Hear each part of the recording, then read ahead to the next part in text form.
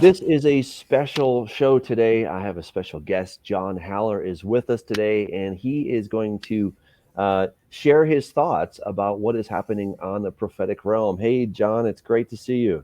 Good to see you too, Doug. Yeah, so John's a friend of mine. He's from Indiana. Is it? It's Indiana, Ohio, Ohio. Sorry, Columbus, Ohio. right next to there. Yeah. Yeah. So he's come out a few times um, to the Way congregation, and he's shared. He always gives a very interesting perspective with his prophecy updates. And John, where can people find your prophecy update? On our on YouTube channel at Fellowship Bible Chapel, or my name, John Haller, Haller. If you go to fbchapel.com, you'll see links there for our various streaming platforms. We stream on Facebook, YouTube. We post on Vimeo. We also stream on live stream. Very cool, awesome. All right, and if you guys want to support the Awakening Report, you can do that by going to patreon.com/Doug Hamp. And very much appreciated, guys. Even $2 a month really does help. So thank you for that. So, John, we are really in unprecedented waters right now. It seems like with this whole COVID-19 coronavirus thing. There's all kinds of theories out there, and so I wanted to have you on the show because I think on the one hand, we need to have a little bit of reason about this so that we don't freak out without, like Chicken Little with our head cut off, thinking the sky is falling all the time. But on the other hand, the sky kind of is falling in that, this is weird. And no matter how it started, whether it was a biological weapon or it's just people eating the wrong stuff, like God said not to eat. And in any event, we are in the throes of this thing. And so we need to kind of figure out, what does this mean prophetically? What should our response be? What can we do? So I don't know. What are your thoughts on this? Well, first of all, maybe we could start at the beginning, whether we think it's a biological weapon or just a naturally occurring virus that got loose. I lean towards a naturally occurring virus. As I've studied the issue a little bit and knowing a little bit about, excuse me, about coronaviruses, they've been around for a while. This is about the seventh one that's sort of been identified as a big problem. You had SARS, you had MERS back in the 2000s that led to pandemics, many fewer deaths than we've already had with this COVID-19. I've read a lot of scientific papers, arguing both ways on this. I personally think that trying to use a coronavirus as some kind of biological weapon is utter idiocy. I don't know that ultimately it makes that much difference as to whether it's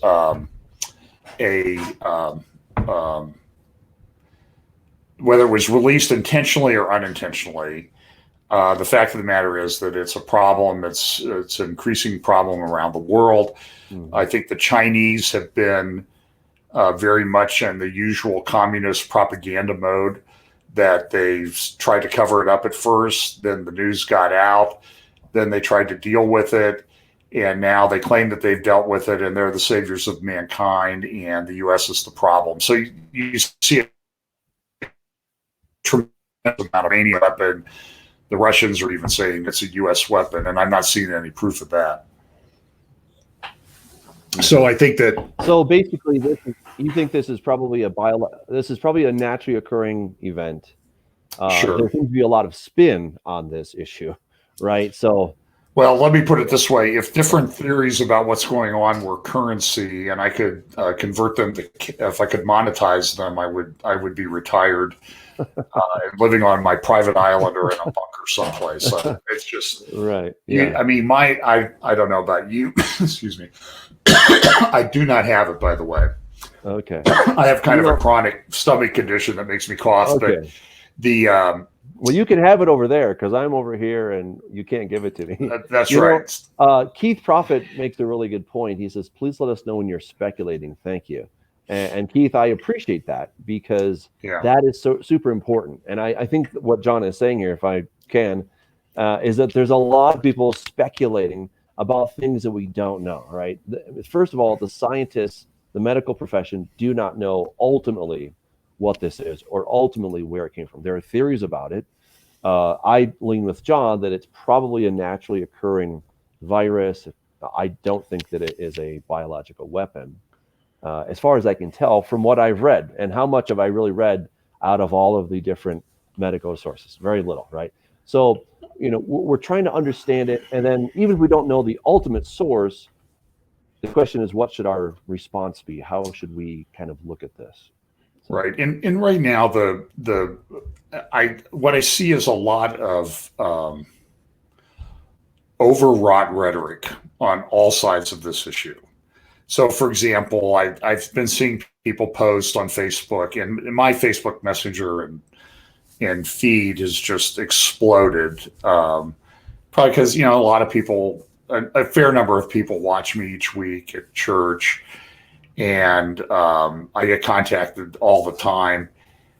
And it's just, I see a lot of ramped up rhetoric and a lot of what I would almost call, and I see this a lot in Bible prophecy circles, and I know you and I have talked about this, is that we're sort of in a time where a lot of times we speculate, we sort of work out how the scriptures are going to unfold in the real world context that they will actually unfold in when we really get there towards the ultimate end.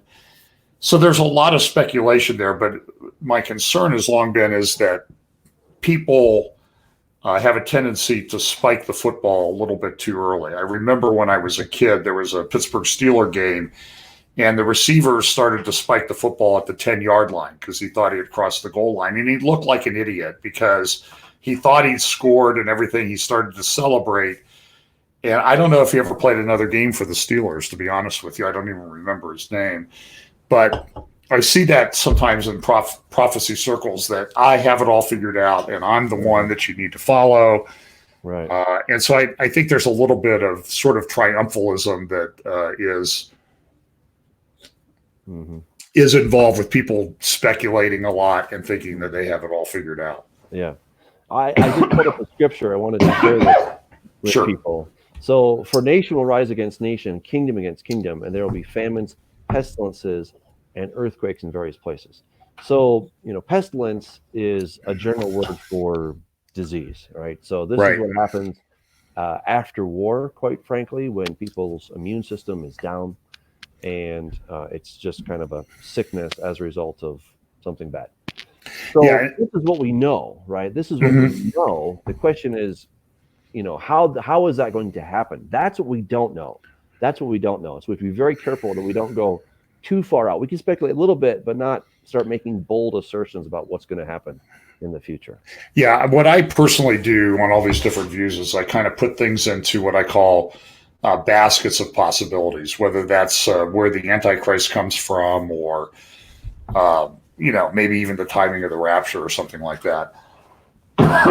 It'll unfold, and there's passages in Daniel 11, Daniel 12 that talk about the fact that there will be a group of men in the end times. The wise will understand and instruct the many. And I think that's a verse I rely on quite a bit. Is I think we need to be studying. I think that Daniel passage talks about going back and forth. I think that means going back and forth through the prophetic scriptures. And as we do that, and as we see the end times unfold, we'll have a better idea. Here's an example. The Economist magazine always puts out this nifty cover for the world in 2020 or the world in 2019. And it's, of course, then a lot of people spend a lot of time exegeting the Economist cover. Well, this year it was an eye chart. A couple years ago, it was sort of made up, sort of like tarot cards. This year it was an eye chart. And so I've used that. I think it's a pretty good example because I'm nearsighted. So when I go to the doctor and I sit in the chair and I take off my glasses, it's just blurs on the wall. I know the E. I mean, that never changes. Right. But as I get closer, if I get up and walk closer to the chart, everything becomes much clearer. And I sort of think this is how the prophetic scriptures are going to unfold in front of us. So we need to know what these are. We need to be thinking about them, maybe even speculating a bit. I think that's fine. But I think until they really happen, we don't know. For example, in Matthew, it references when Jesus came the first time that it says, "This is that which was prophesied by the prophet Isaiah. Behold, a young woman, a virgin shall conceive." So I've often sat back and wondered, like, do we have a record of Jewish authorities running through Israel? Because I think if they understood Daniel's 70th week, they would know that the time of the Messiah was getting close. Were they running around asking pregnant young women in Israel whether they were virgins at the time? And I seriously, and maybe I just think about things differently than other people, but I wonder, is like, did they really do that? Or was this one that this is a prophecy that until it happens, you don't really fully understand exactly how it's going to unfold? Do you understand what I'm saying? I totally do. Yeah. And so I think that, but I think it's also important though, that we also have to study the scriptures in their, we have a tendency to think of things very linearly in the West, and the Greek thought, the sort of the Greek rational thought that we have. But the Hebrew scriptures, people thought differently the way the scriptures were. And we know the prophetic scriptures are cyclical, so we have to look for patterns and that sort of thing. So I think we sometimes get lost in the weeds of having to be the person who has it all figured out. And I understand that. Yeah.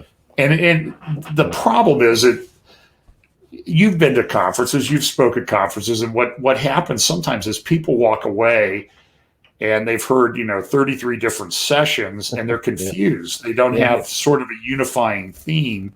Right. I know we've tried to do that at some of the conferences we've done, as we're sort of and we're all. And the other thing we got to remember too is, like you and me, we've adjusted our views over time. And we're still working it out. I mean, I don't think anybody has it all figured out. That's right. And I do appreciate, even if they come up with conclusions I don't agree with, I appreciate guys that are in the Word and studying and looking at it and analyzing it and trying to figure out how this is all going to play out. Eventually, I think we're going to be in a time, though, Doug, and I think we have also talked about this, when we are in that time when these things are actually being fulfilled, how do we navigate that space? Because, I don't think it's good for one guy to get up and say, I got it, I'm spiking the prophetic football. I think we need to really have a sort of work at, especially since I think we're getting closer and closer and closer to that time. I've advocated some kind of way to say, this is that which was prophesied. How do we do that as a body of believers and state it credibly? Because if we do live through that time, there will come a time when people will say this. Daniel says that there will people that will instruct the many. And so I've been trying to work out on my mind how that happens. I've looked at Bible prophecy scriptures and the news and that type of thing, trying to see, okay, is this the time? What fits and what doesn't? What's trend to say that 20 years ago things were in a class I taught, I might have one or two things a week that I would say, you need to look at this trend. This is a growing apostasy in the church. Now, you look at it too. I know you do. Some Sundays I'm going almost an hour and a half just talking about some of these things. Now, I try to do a little bit deeper dive on a few issues, but I'm telling you, every Sunday I have a stack of material that I don't even touch on. That I think is prophetically relevant. And there's this convergence too. And I use that term. I think last Sunday I titled my update "Convergency." I like to make up words, and I had a little flashing red light, police bar lights under my title, because I do think it is kind of a red alert time, especially with what's unfolding with this virus, and even I think more importantly right now, the economic. I don't know how else, the economic collapse. I wanted to ask you that because even if 99.999% of people are untouched by this thing, which is probably what I tend to foresee. I'm speculating, okay, but this could have huge economic ramifications. I mean, so tell me what your well, I talked. I think I did an interview with somebody about a month ago about it, and my conclusion then was that I didn't know how the virus was going to work out. I didn't know how far it was going to spread. But when China shut down, you shut down, the biggest manufacturing power on the planet right now, and you disrupted supply chains. And that economic contamination has been priced through the market by investors and hedge funds and all that. And the stock market, I saw it down below 20,000 today for a while. I watched the president's news conference for a little bit, and they had the stock ticker there, and it was kind of going up and down, and then down more, and then really down, while they were all talking about what they were going to do. Yeah. So I don't think people are buying it. But listen, I personally sort of pulled. I believe this is going to happen for a while. I do represent some commercial banks and other, investors. And I thought that a crash was coming. The market fundamentals have all been propped up with, quantitative easing and that type of thing. And eventually this thing, it had to crash. Yeah. So the Fed has been pumping billions and billions and billions. And now Trump is talking about 1.2 trillion. Look, if they send me a check, I'll take it. Right. That's right. Yeah.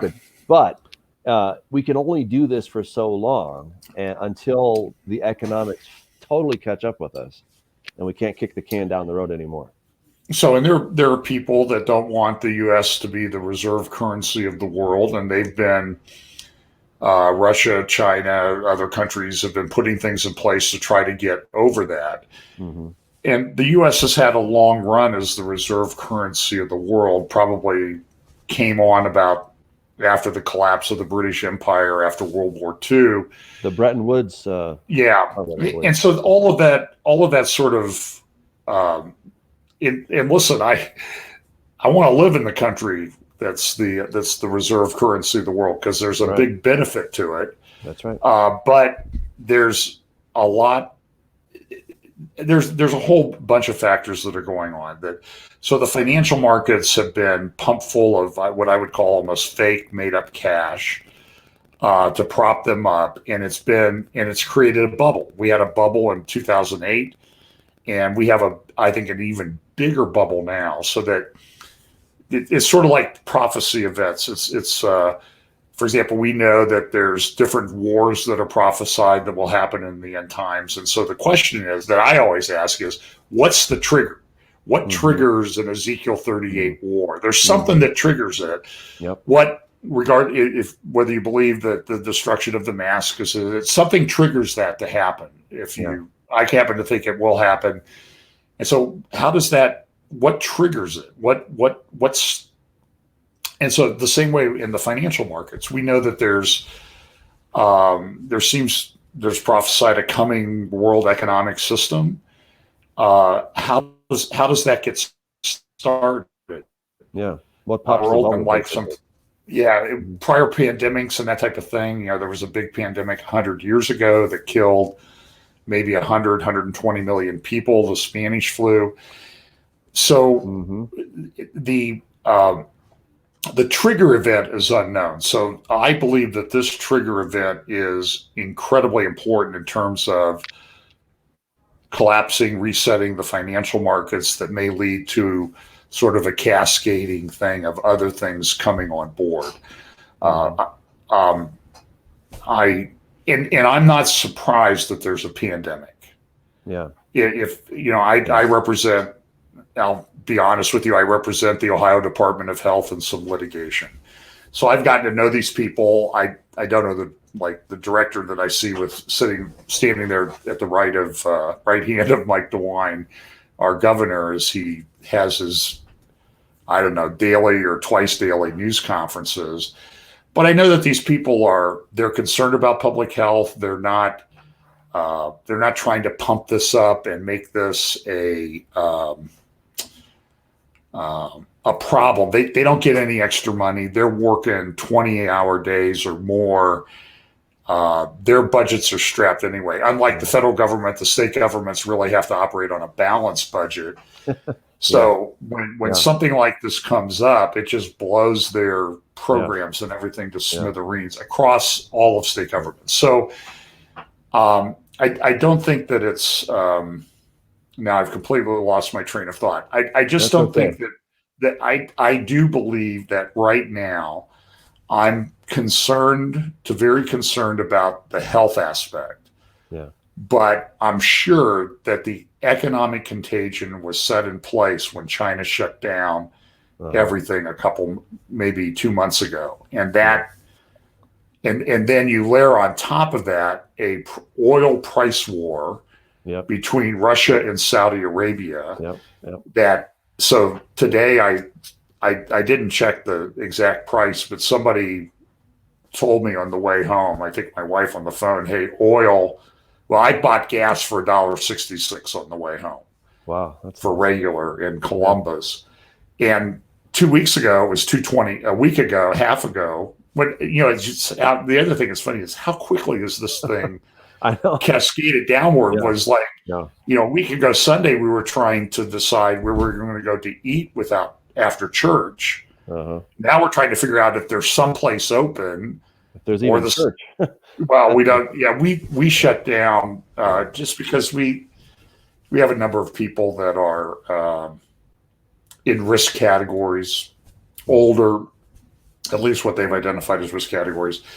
And we just felt that we can stream our teachings live, and therefore we'll do that rather than 10 people to come to church. But so anyway, Saudi Arabia and Russia are pumping oil out there like crazy. It's collapsed the price, but that's going to, I was reading an article today that there is, and this happens all the time. It's happened ever since I started practicing law and having work in Houston from time to time. Houston commercial real estate is in a bit of a free fall because they're oil dependent, and oil at $20 a barrel just isn't going to make it. In eastern Ohio, western Pennsylvania, there's been a tremendous recovery, economic recovery because of the shale drilling the fracking that goes on over there. My understanding is that there may not be a single fracking well operating right now. In the United States. So while we've become energy independent, all of a sudden, that the speed at which it's changed is incredible. I'm working in a case over in Eastern Ohio right now, real estate matter. And I was kind of looking at real estate values over there, and I was shocked and then somebody sent me a link. They wanted to buy land, and they want to know, what easements do the oil and gas drillers have over the land? The Ohio Department of Natural Resources has this incredible map where they have every drill, every wellhead, and every horizontal well. And you look at the counties over there in Eastern Ohio, like where Interstate 70 kind of intersects there with West Virginia. If you far enough, the entire area now is black with these wells in line. And all that is being blown to smithereens this week. I don't know where it goes. Somebody who also works with bankruptcies and that type of thing.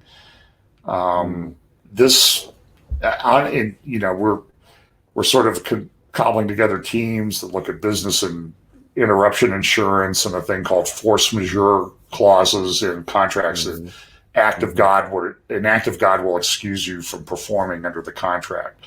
And so how does that relate to somebody who's leasing a business that the government says you have to shut down and can't operate your business and have any revenue? How does that impact the landlord-tenant relationship? So it's just, I know that aspect right there, I think, is just, it's heartbreaking, really, when you think about all these small businesses that can weather maybe a week, maybe two they could squeeze by. But if you go beyond that, I mean, these places are going to close and they're not going to come back. And then we're going to have people unemployed. And of course, the business owner is unemployed and, stuck with a huge bill. Well, and then the landlord, is, well, Yeah. hey, you're not paying my bill. I need to Right. evict you. Right. But who's he going to get to replace him? Exactly. And Exactly. now, some people are going, great. I hear Amazon is looking to hire 100,000 people. Yeah. I Jeff drove Bezos is loving it. I drove past the UPS facility on the west side of Columbus, and there's a giant banner out there now hiring. Yeah. So there's some opportunity coming out of it. But, look, a lot of people, I don't have much hair left, but I went to get it cut Monday. And then on the way home, the governor announced that all hairdressers and salons have to close down immediately. Wow. So, and then this raises the whole issue of civil liberties and constitutional rights and that sort of thing. Mm-hmm. But in any event, the economic contagion is real. Yeah. And then how does that relate to what we know as a coming economic system and the mark of the beast? And I know you've written on the mark of the beast. You have views on that. And I have baskets of possibilities that I think as to what the mark of the beast will be. I think the most important thing, though, is what's associated with the mark of the beast, which is the worship of the beast, rather than exactly what the mark is. And so I think that the mark is here, or the beginnings of the mark are here, but until the beast is there, I don't know that. I think we need to be cautious, but I don't know that we need to head for the hills. Yeah, I want to take a stroll down memory lane. You mentioned 1918 with the Spanish flu. And I was not alive at that time. I want you, the record should reflect. Yeah, I wasn't suggesting but I've been doing a lot of research on that era, and I feel like we are due for a repeat. And when you start looking at all of the nationalism, the absolute hatred of minorities and people that are different than you, than immigrants, I mean, that's one aspect. Then you have the economic aspect. You have the return to nationalism, big time. Because it's interesting that after World War I, the Turkish, help me out here, not the Turkish government, but the Ottoman Empire. Ottoman Empire collapsed. Right? So you had this empire that was holding all these different people together. And when it collapsed, suddenly you have people that really didn't like each other that much, suddenly wanting to be nationalistic. And of course, then you had people who didn't understand how these tribal societies interreacted, or how the Ottomans held it together. They decided to split it up, and here we are managing all those conflicts now. Yeah, so of course, travel was much slower back then, so things didn't spread as fast. Of course, the Spanish flu got around, but I see that whole era, and then you've got this return to good economics in the mid to late 1920s. But then, of course, it all comes crashing down in 1929. And because the world was so leveraged, I mean, Germany had been getting these loans from America, from specifically the stock market. And of course, people here were speculating like there was no tomorrow. And the stock market had just gone up and up and up and up. And then it all just came crashing down in a moment. And of course, that's what led to even more intense nationalism and ultimately to the Second World War. So I kind of feel like we're on that same time frame. And it's interesting, just again, speculation, but Israel was reestablished in 1948. What we see in scripture is that the longest a generation could be is 100 years. And so that implies that we could speculate that maybe by 2048 could be the return of Christ. Who knows, right? But if that were the case, some of these pieces seem to fit in a way that's like, wow, that's pretty amazing and kind of scary at the same time. And then you have the transhumanists who suggest that by 2045 we will achieve post-humanism. We will overcome our humanity. Yeah. So, what was the title of that? It was on Time magazine. Something about I think the Google 2045, the year man becomes immortal, I think is what the exactly Ray right. Kurzweil and the Singularity Project, and he's been associated with Google too. So that is all tied in together too, and bioengineering. Now, I will say that I have seen some articles recently, and I think they sort of emanate from Asia, that they are using this CRISPR technology to actually do DNA surgeries now. Yes. And this is real. I don't know. I always say that I think this is real Tower of Babel type stuff that we're seeing happening here. And man is really messing around in things that should not be. I don't know if you've seen those videos. He's spoken there twice at Davos now. A professor at Tel Aviv University, I believe. His name is Harari, who's talked about, sort of asking these really large questions like, what will the definition of humanity be? And we live on the verge of this sort of merging of man and machine. And he makes the point, though, that in his area of expertise is medieval history. Mm-hmm. And so he says, look, in the medieval times, in the Middle Ages, the Dark Ages, the serfs provided a service for the lord of the manor. Mm. But we're on the verge of large chunks of humanity not being worth anything to anybody. Wow. And what do we do? And he's very honest with it. And so, if I had to rank on a scale what makes me lay awake at night, it's more that thing that's happening than the coronavirus at present. Although that, there's a competition going on there right now. Yeah. So, well, and I think the coronavirus is demonstrating for us how this could be a potential trigger. And I think neither you or I are saying that this is the trigger, but this is the kind of trigger. This is the kind of event that could trigger an absolute global collapse.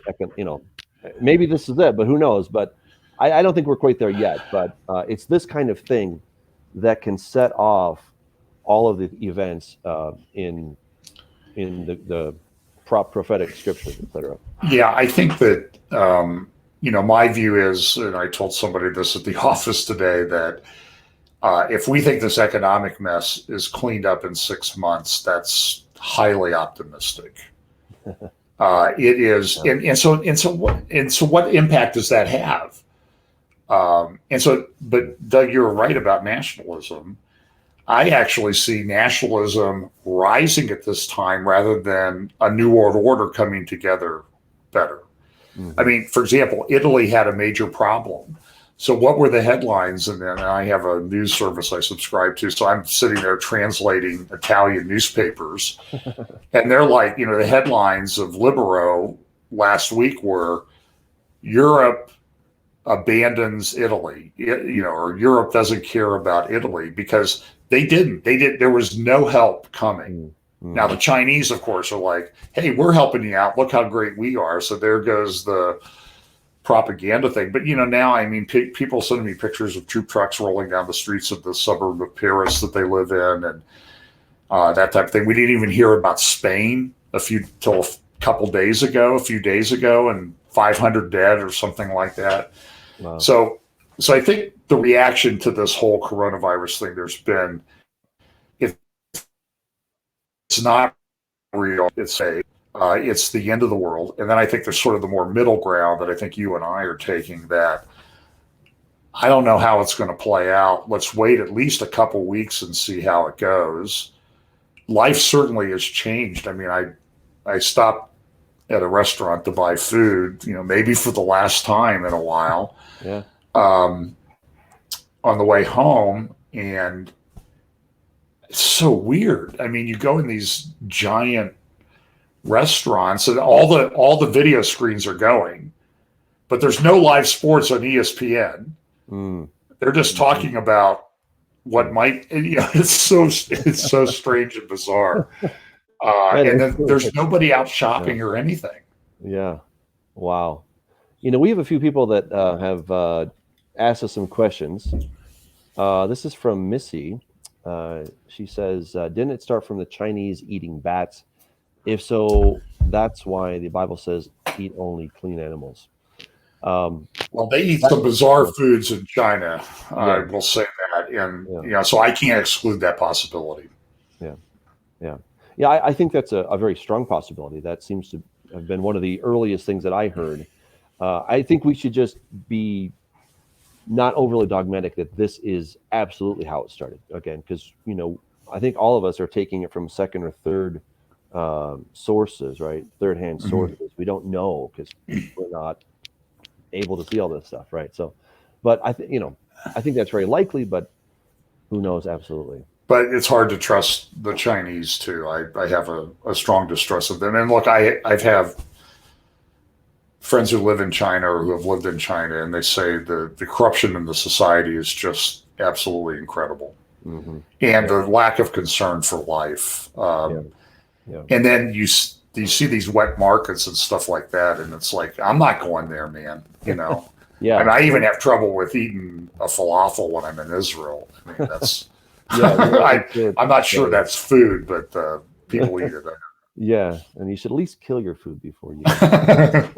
Yeah. This is from Tash V. She says the Chinese currency has strengthened. Oil prices have dropped. What are the chances that China will emerge as a world power, setting us up for a communist rule for the end times? I think that's a concern. Some of the sources that I trust, there's a service I subscribe to called Geopolitical Futures. It's run by George Friedman. And I think there's also a very good article analyzing this, right? I saw today. I didn't read it, but it may be the Geopolitical Futures article talking about that if you think China's out of the woods on this, you're incorrect. There's going to be a giant boomerang effect, because how has China been making its money? Selling products to the world. And the world economy has now collapsed. So if you don't think this is going to cycle back and boomerang back against China, I think you're incorrect. So I don't know that this is going to help China emerge as a world power. I think it is a world power. But the question is, does China take advantage of this opportunity to start a war when we're really kind of America right in a pretty vulnerable position right now. People aren't working, and businesses are closing down. It's bizarre. I mean, I'm a trial lawyer. I've gotten dozens and dozens of emergency orders from the courts, essentially saying nothing for 60 days. Wow. No jury trials. We'll do live arraignments, but no jury trials. No hearings in person. We'll do everything telephonically or electronically. They're doing video arraignments everywhere. This is everywhere. Every court has issued these orders. And that part grinds to halt. They're releasing a lot of people from jails right now, usually nonviolent people. But, we have a presumption of innocence in the United States. So people are held in jail pending trial. They can't take bail. But is it fair to continue to hold them for a long period of time? And then we have speedy trial acts. I mean, it is a giant mess. It is a giant mess. Yeah. Wow. And when things ramp up again, are they going to be able to handle the overflow? Because life is kind of gone. And I'm just telling you, contract insurance interpretation explode here in the next few weeks, or when everything starts to ramp up again. Yeah. This is from Street. He says, do you believe the mark will be something to identify those who receive a vaccine, so we know who is immunized, and those who aren't won't be allowed in public spaces? Well, I think that's certainly a possibility. I don't know how this is going to unfold. There are a lot of people that say never miss an opportunity. Never waste an opportunity when it's presented to you. And there are people that want to do that. And my contention for a long time has been, depending on what the mark is, you and I and people in America, we pretty much have universal IDs already anyway. And look at what Israel is doing. I was in Israel a couple of years ago, and the one thing I noticed was, this was 2 years ago, you couldn't go anywhere without being on a camera. I mean, you were watched, in the apartment building where we were staying. I made a wrong turn in the parking garage, and I turned around, and all of a sudden there's a security guard saying, "Are you having a problem?" Because he's watching me on TV the whole time.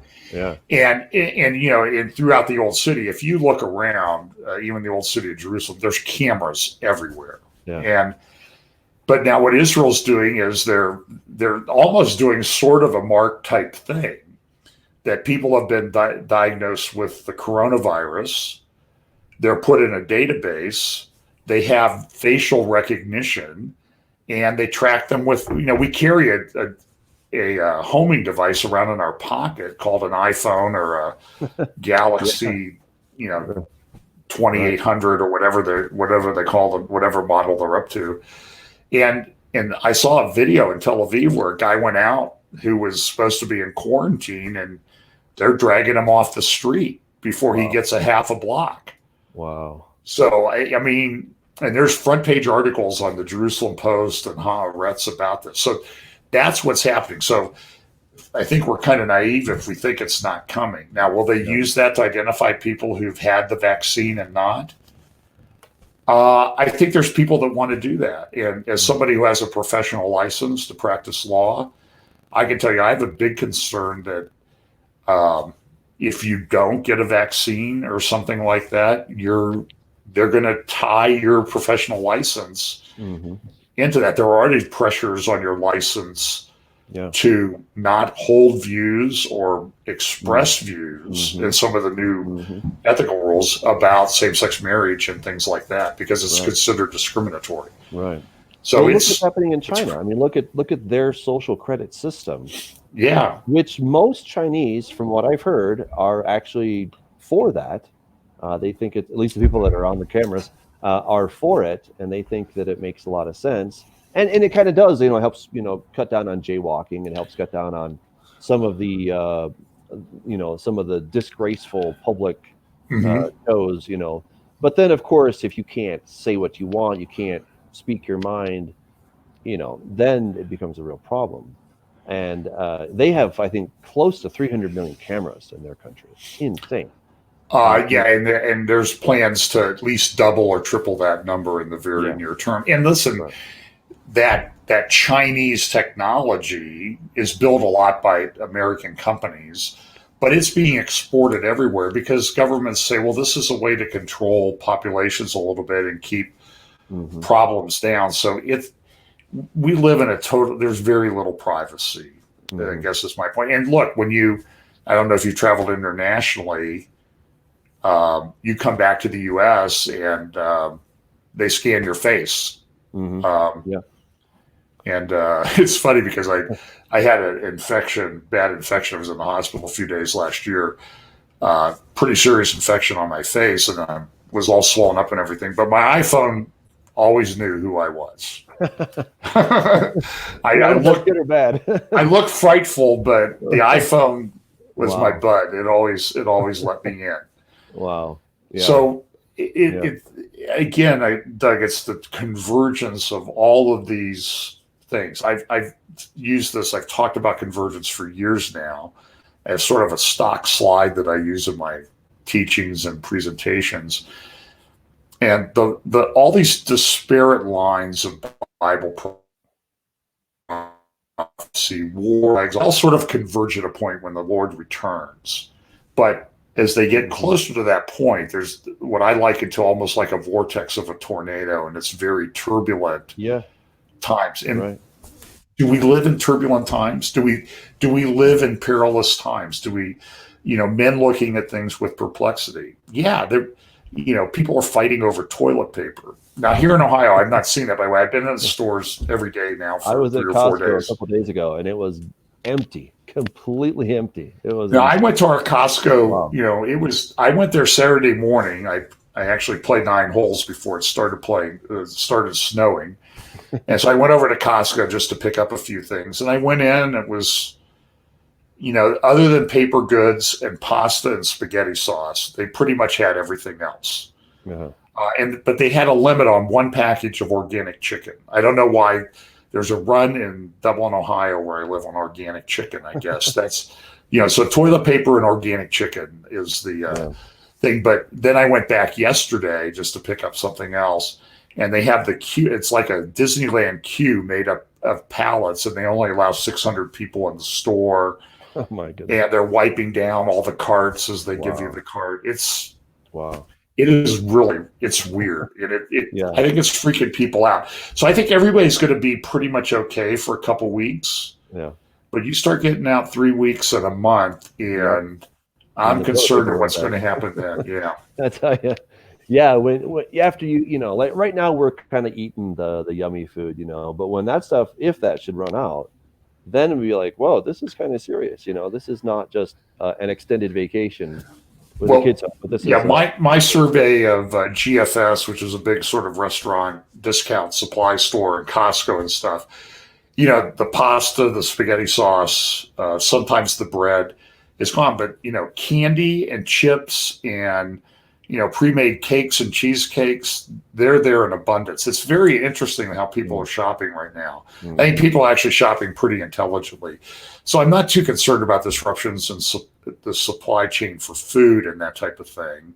Yeah. I mean, I went to a market and the fresh foods section was just packed. Wow. So I don't know. And that was in 3 or 4 different stores. I mean, and I always view that, by the way, as kind of a miracle. I remember what it was like when I was a kid. And now I go there in the middle of winter. Yep. And there's like fresh lettuce and romaine. And there's like, 85 kinds of peppers. And it's incredible. And so that seems to be still, I didn't notice really any shortages in that area. Yeah, that's good. So I think some of those things will be okay. But manufacturing, Europe has shut down all their auto manufacturing now. Yeah. China shut down. China's car sales dropped from January to February 92% in 1 month. Wow. Now they say they're coming back, but you can't stop everything like that and just restart it and everything be okay. Like that's why I say it's at least half a year. Yeah, I mean, when you have those kind of supply chains and a factory that's that's why they don't shut them down, because it's really hard to shut down these kinds of things, right? It's more cost effective to keep it going. So if you stop it to get it going is difficult. Right. So we got a question from Brian. He says, have either of you re-examined Daniel 8 as being 100% future? Gabriel says over and over, the vision pertains to the end of days. This means that the region of Turkey will go to war with Iran before the Antichrist. I have increasingly become of the mind that Daniel 8 is still yet to be completely fulfilled. I do view this as, I do think, like Daniel 7, Daniel 8. I think, that was a case where people wanted to sort of plant the flag that, Daniel 8's all been fulfilled, the breakup of the Alexander's empire into the 4 generals. And it doesn't really fit completely that well historically. So yeah, I think that's coming. And that's what I was looking at yesterday was I've been writing about this Erdogan guy or talking about him and writing about him for quite a while. And he is, Turkey is in a huge mess right now. Reports yesterday, they estimate that 60% of the people in Turkey are infected because they didn't deal with it. Wow. Of course, we know Iran, there were Iranian people out of 80 million. So this is not some trivial thing. And then yesterday there were imams in Iran saying, use the coronavirus to accomplish jihad. Well, what's Erdogan doing? He's doing immigration jihad by unleashing more immigrants, many of whom may be, infected with the coronavirus. And again, I'm watching these videos like I did back in, I don't know how many years ago, 2016, 2017, when massive numbers immigrated to Europe. And it's like 90% military age males that are in these groups that I see on these videos everywhere. Wow. And Erdogan is probably one of the biggest Islamists on the planet, but his Sunni view conflicts with Iran. So yeah, bottom line, I think there is some, I don't know what the trigger is, but there's some conflict between Turkey and Iran. And I will also say Iran is the most rapidly aging population on the planet. And I think the imams know that the window of their opportunity to act, to preserve their power, influence, and culture is narrowing. Wow. And they know this. Wow. So that's another thing that I look at a lot is demographics, because U.S. population is aging. Japan lost 500,000 people last year in population just because they're dying off faster than they're replaced. They don't allow immigration. China, projections are, let's say the Lord doesn't come back for 60, 80 years. China's population is projected to go from 1.4 billion to 1 billion or less in this next generation. This is here's the term again that I hear all the time. All this stuff is unprecedented. I mean, you hear that, you hear convergence and unprecedented all the time now. And it's sort of like, how many times do you have to be smacked in the face with it before you sit up and say, maybe this is a very unique time. Yeah. And just real quickly, you always have to be concerned the pattern of Jewish prophecy, what happened is a pattern for the future. Yep. And at the first coming of Christ, by and large, they had all this information, all these prophecies, and they missed it. Yep. And so will that pattern repeat itself in the end times? Will most people miss it? And I don't know, Doug, you can see the decline in teaching of Bible prophecy, even in formerly solid biblical congregations. They just sort of ignore it. Now, we emphasize it a lot at our little church, maybe too much, but then again, I hear from people, I know you hear from people and say, no churches around us ever talk about this stuff. And so my conclusion from that is a lot of people are going to miss it this time too. I'm glad that you mentioned that, because Bible prophecy, it occupies at least a third of Scripture. Not all of it necessarily end times kind of stuff, but that there are prophetic references. And so many of those are talking about the time of the end. I mean, if you look through Ezekiel 38 and 39, God's like, hey, when you come around, Gog, you're going to be the guy that I prophesied a long time ago. And finally, it'll be said that, this is the one that the Lord spoke of.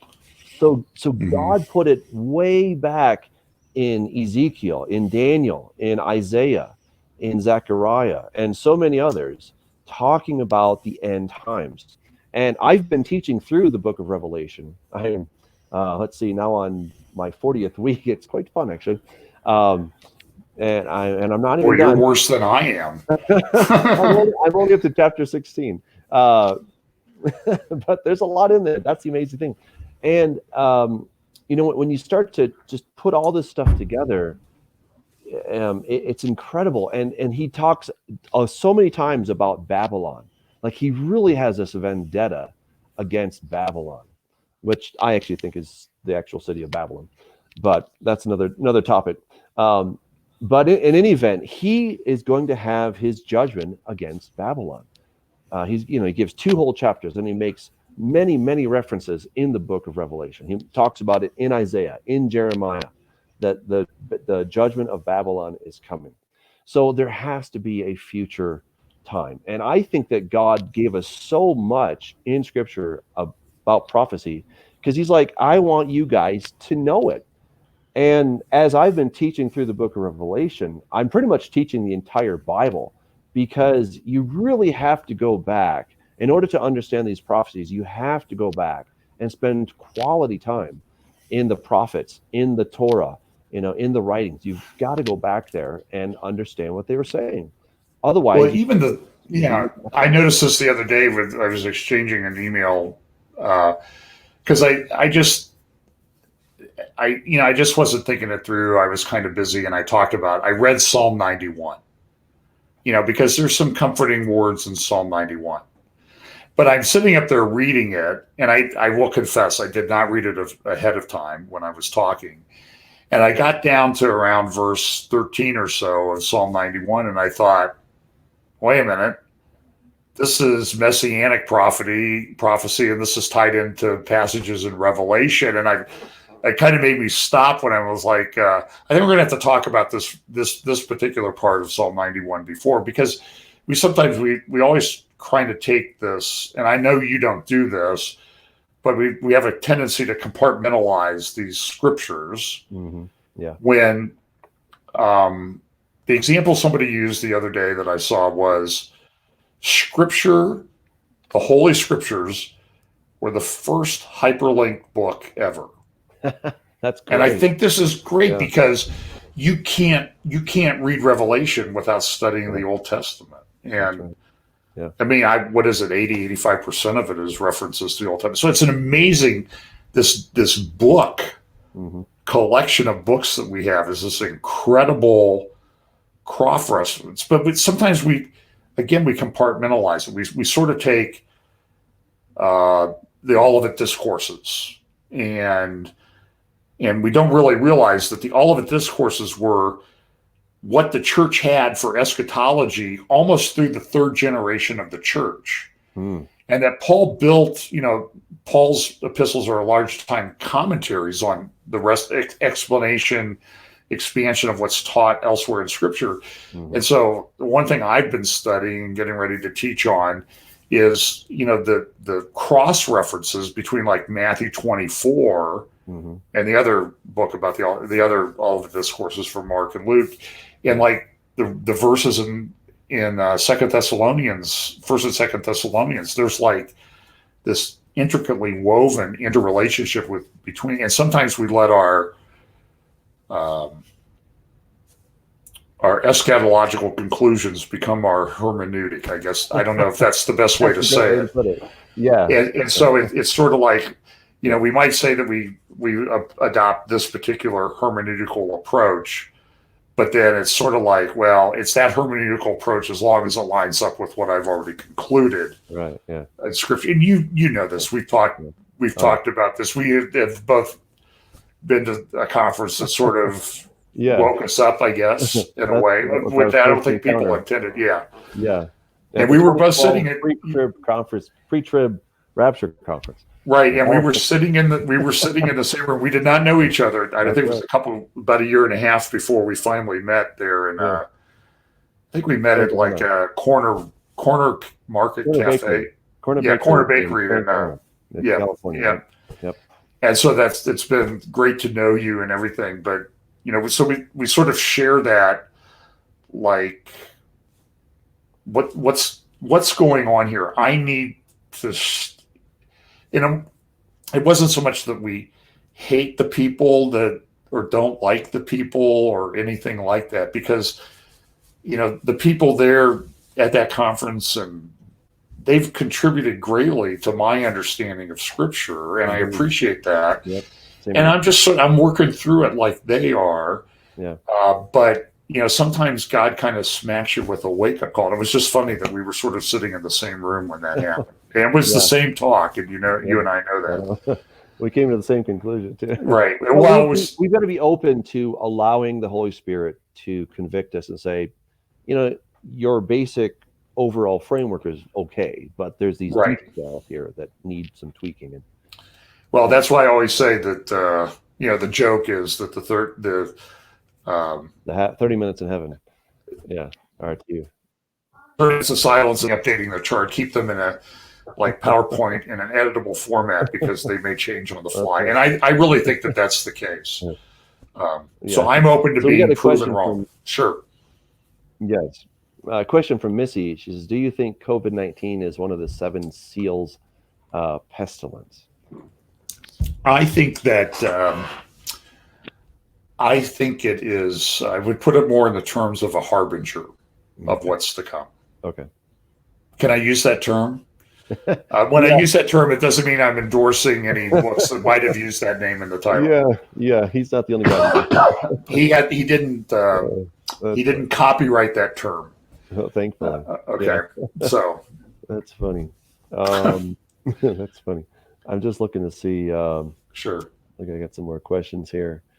Oh man, such interesting stuff. And I think one of the big takeaways from it is if we'll remain humble, right, and not start declaring this is how it is. I was just talking with a guy today, and he's like, "It's absolutely biological warfare," and I'm like, "Look, maybe you're right. Maybe there's a 2% chance you're right, but I think we've got to be really careful. We've got to stay humble because we don't know absolutely as to what is actually happening."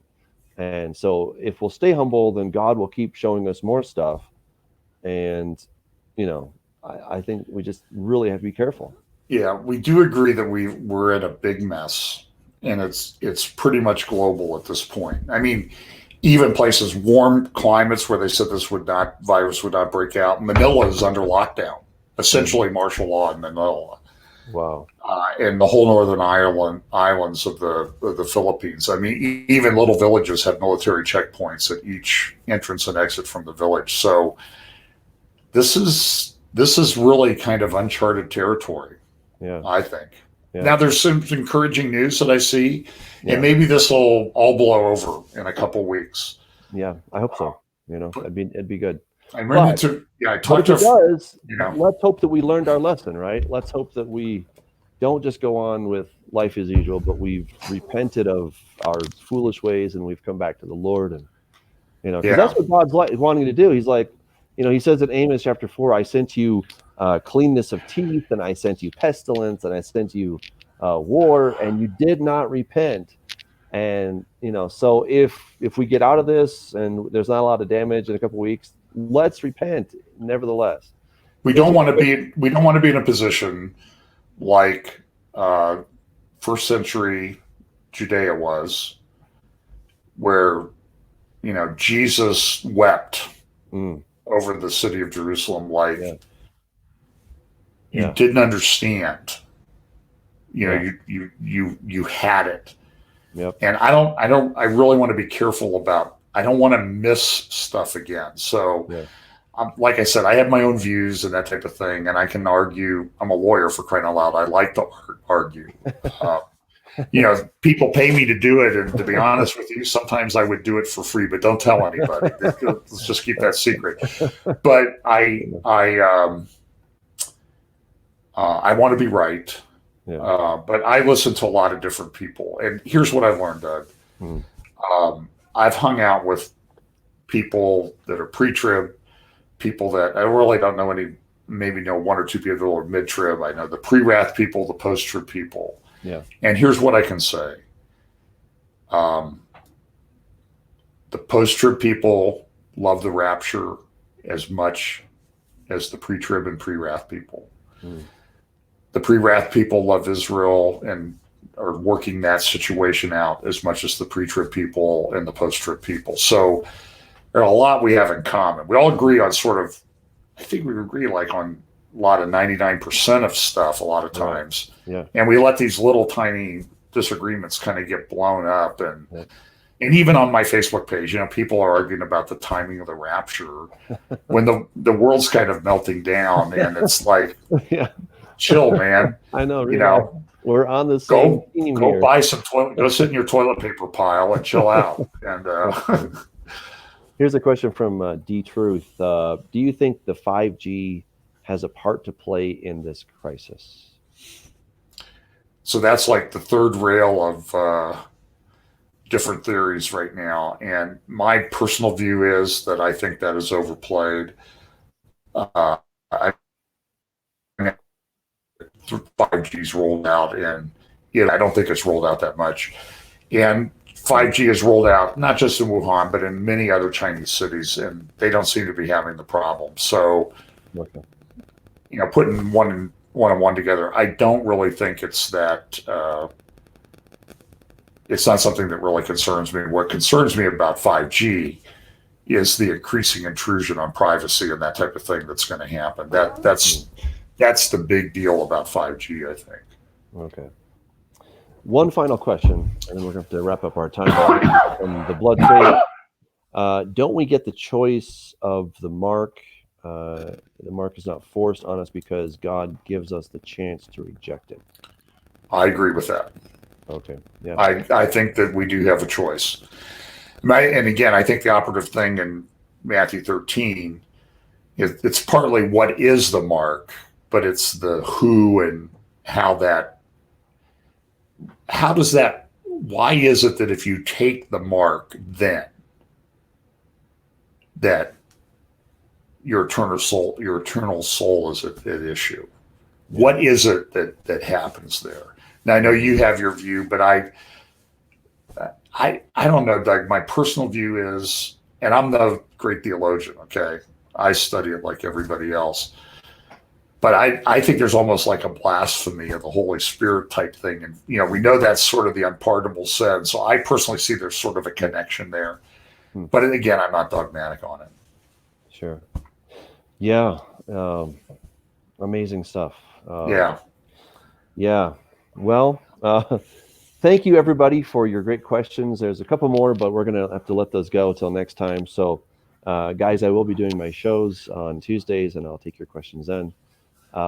Thank you, John, for coming. It was great to do this. Giving us your thoughts on this perspective.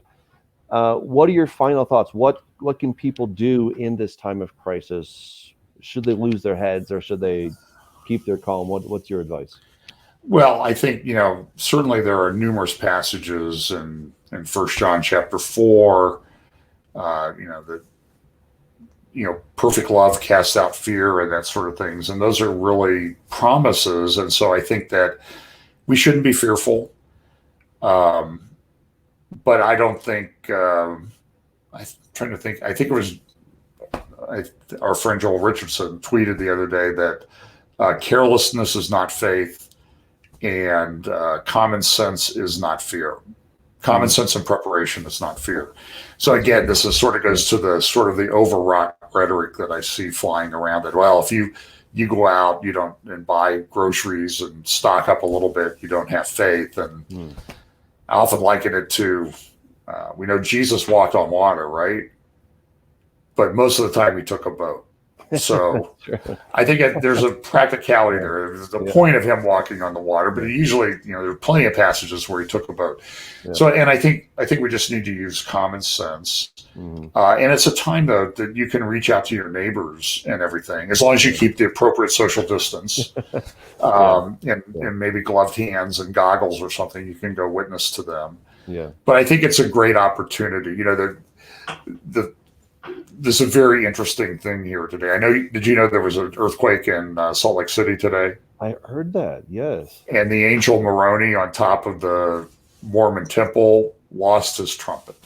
Did he really? Yeah, the trumpet fell. Wow. So that's kind of an interesting, I'm not sure I'm going to make a prophecy or a book out of it, but really. It just kind of is interesting, kind of reminds us of some of the statues falling down in 1 Samuel 4 or 5, whatever the passage is. Yeah.